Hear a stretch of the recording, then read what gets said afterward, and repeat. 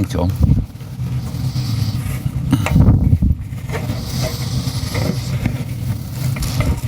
All right. Well, good morning. How about turn to John chapter 21, please?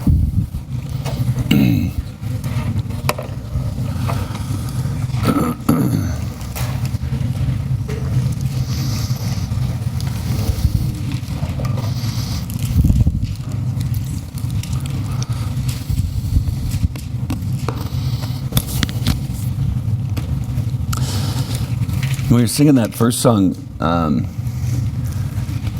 there's a part, like all the angels held their breath. There's a part about angels when Jesus was it? Yeah, that's right. When all the angels stood in awe. And it made me start thinking of, like, when Jesus ascended, like, what did heaven look like? Because you remember, Jesus kept his scars. He kept them all. I remember doing a memorial service for the last church I was at. She is the children's pastor. She wasn't then, but she is now. And she had a son, and I think it was in his late 20s. He was murdered by a girlfriend who he was on his motorcycle, and she just ran him over with her car. And so when she said, "Hey, could you lead this memorial service?" I thought, "Oh, of course I will, but I've never done this kind. Like this, it's just heartbreaking." And she's kind of one of my heroes in the faith. Like, I'm just kind of blown away with where she's come from. I mean, she was addicted to meth for the longest time, and married to a dude that was a dealer, and he didn't know, and experienced what it's like to have the cops crash through your door, and I mean, with those search warrants, like all these things, and then comes to Christ, and now her and her husband, on top of her doing children's ministry, they both lead the Celebrate Recovery ministry at our church. And I mean, it just blows my mind. And so I remember when she asked, I said I would be honored. And then I prayed a lot. I'm like, God, how do I bring hope in this? And I was so thankful because she had told me that he'd just recently come to Christ before this happened. And so I remember I was sitting there, and ever since that day, I've done this at the end of all the funerals that I lead. I was just listening to people telling stories about him.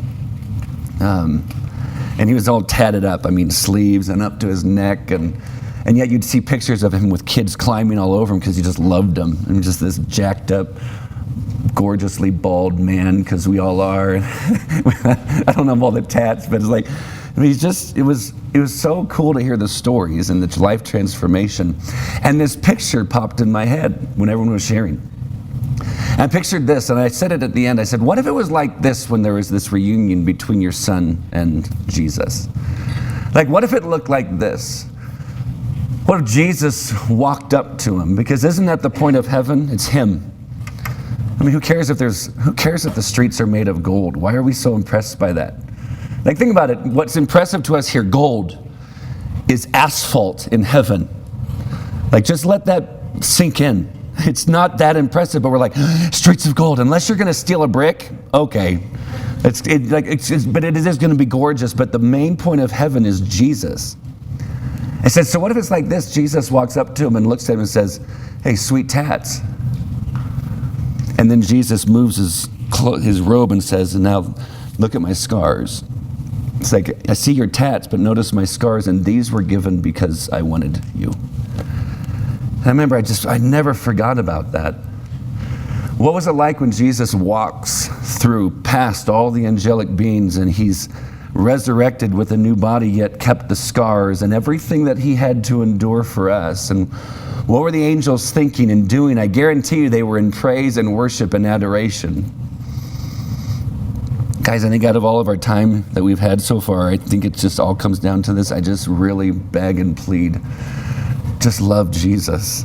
I'm telling you, just love him. I mean, we can know all this stuff, and we can serve him, and we can do missions, which I have a completely different idea of what that really is. I just think everyone's a missionary, or you're an imposter.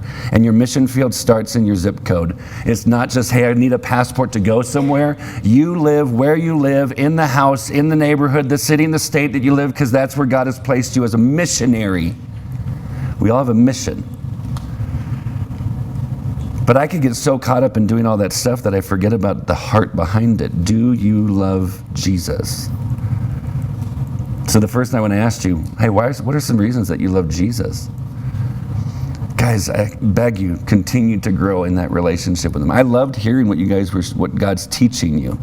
It's not what you learn, it's what God is revealing from his word. I just sit there and go, yes, God, keep it up, keep it up. And now things that we don't get yet, because I don't know about you, this book's pretty hard. There's parts where I'm like, good night, what do you mean by that? I'm trying to wrap my head around it. And if I don't get it yet, it's because I'm not supposed to get it yet.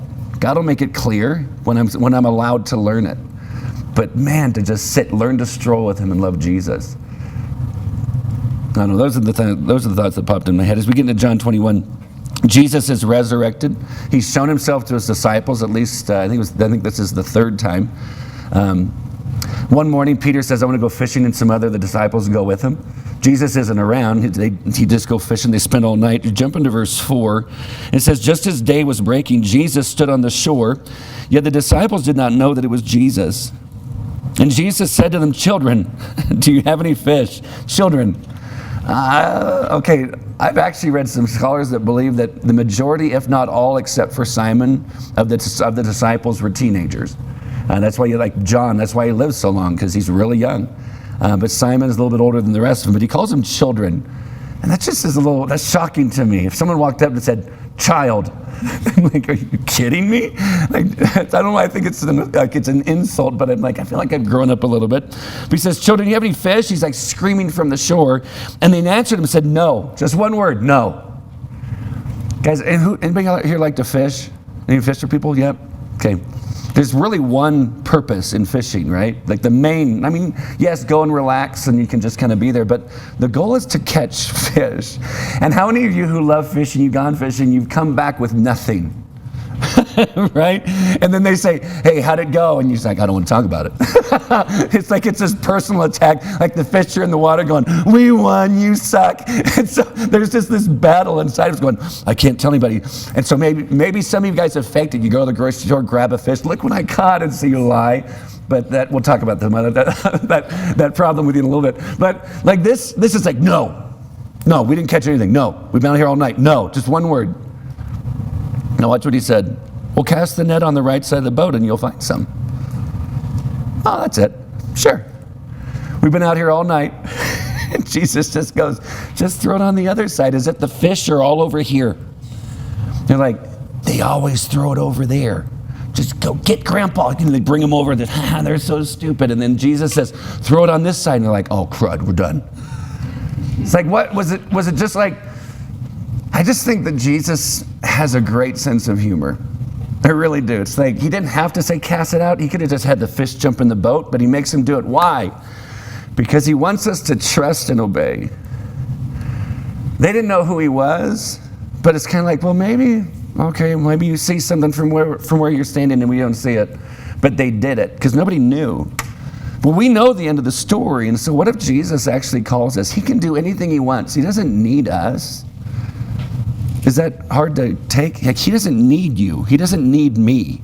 God is completely self-sufficient within the Trinity. He doesn't need me to do his work. When my boys were little, like Dylan was like 2, and so Tyler would have been about 4. And I'm out finishing washing the cars.